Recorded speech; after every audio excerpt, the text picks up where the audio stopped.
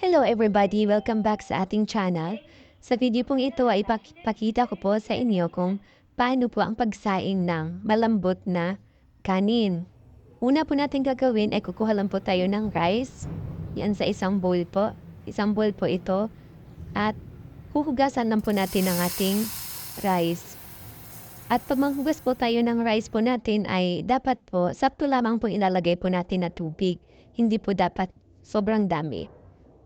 Yan, huhugasan po muna natin yung ating rice at wag po natin masyadong pisil-pisilin po yung ating rice.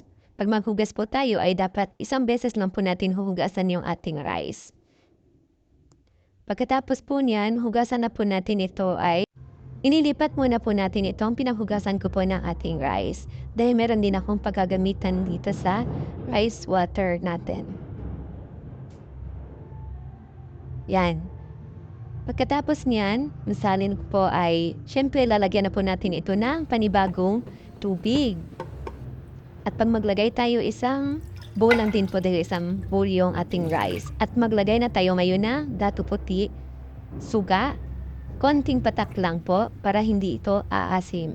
At isasalang na po natin ito at antayin na maluluto ang ating rice.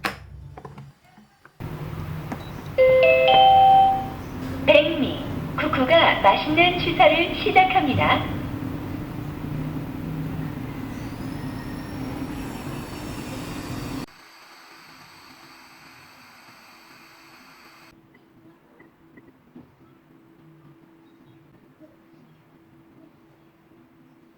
Ayan, tapos na ang rice natin. I-check na po natin ito.